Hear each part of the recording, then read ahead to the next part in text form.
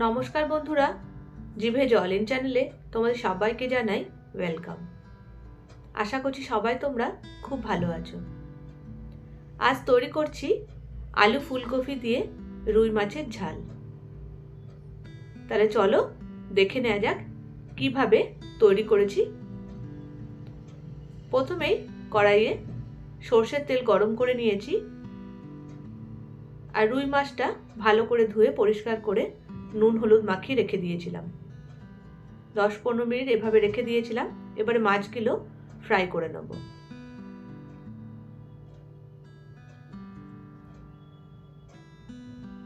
দু পিঠ golden brown হওয়া অবধি ফ্রাই করব।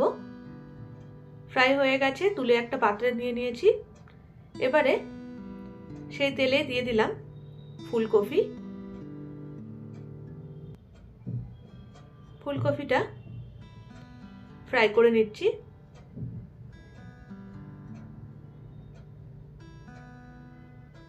ফুলকপিটা ফ্রাই হয়ে গেছে, তুলে নিলাম। এবারে কড়াইয়ে আরো খানিকটা সর্ষের তেল দিয়ে দেব কালো জিরে,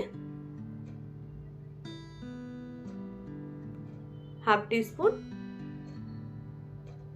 দিয়ে দিচ্ছি জিরে, হাফ টিস্পুন, আর কেটে রাখা আলু অ্যাড করে দিলাম। আর আলুগুলোকে ফ্রাই করে নেব।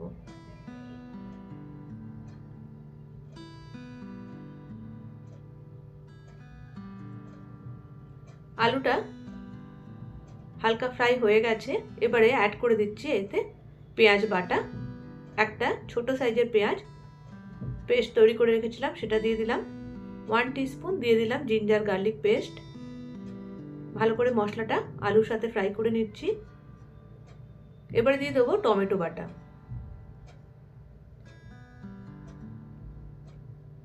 একটা মিডিয়াম সাইজের টমেটো পেস্ট তৈরি করে নিয়েছি, সেটা দিয়ে দিলাম।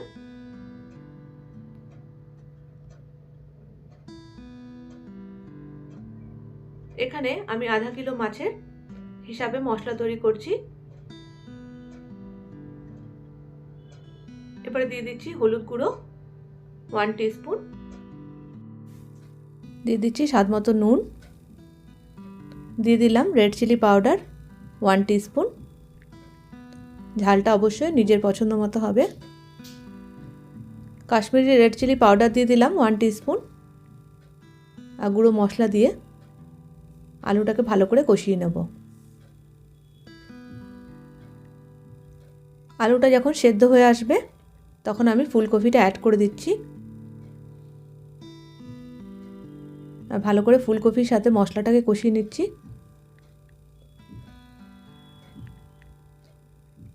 কাঁচা লঙ্কা অ্যাড করে দিলাম 1 টিস্পুন।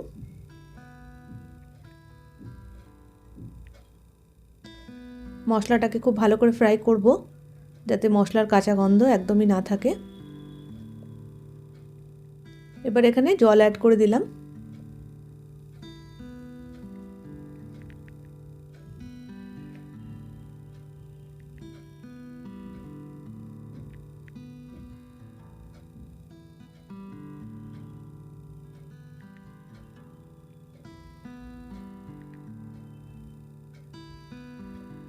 আর ভালো করে মিক্স করে বয়েল হতে দেব। বয়েল হওয়া শুরু হয়ে গেলে এখানে মাছের পিসগুলো অ্যাড করে দিচ্ছি, যেগুলো আগে থেকে ভেজে রেখে দিয়েছিলাম।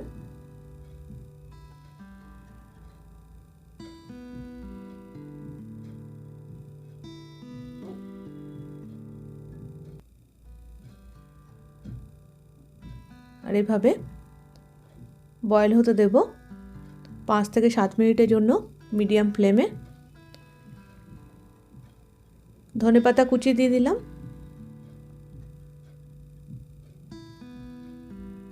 তৈরি হয়ে গেছে রুই মাছের ঝাল আলু ফুলকপি দিয়ে। এবার একটা বলে এটা সার্ভ করে দিচ্ছি।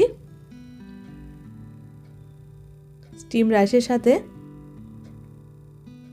এই আলু ফুলকপি দিয়ে রুই মাছের ঝাল খুবই অসাধারণ লাগে। একবার বন্ধুরা তোমরা এভাবে ট্রাই করে দেখতে পারো। আশা করছি তোমাদেরও খুব ভালো লাগবে। কেমন লাগলো তোমাদের বন্ধুরা এই রেসিপি। ভালো লাগে থাকলে একটা লাইক করো, আর নতুন নতুন ভিডিওর জন্য চ্যানেলকে সাবস্ক্রাইব করতে প্লিজ ভুলো না। সবাই তোমরা খুব ভালো থেকো, সুস্থ থেকো, সাবধানে থেকো। আবার তোমাদের সাথে নতুন একটা রেসিপির সাথে দেখা হবে। আর রেসিপির সমস্ত ইনগ্রিডিয়েন্টস ডিটেলে তোমরা পেয়ে যাবে ভিডিও ডেসক্রিপশন বক্সে গেলে। ততক্ষণের জন্য সবাইকে জানাই গুড বাই।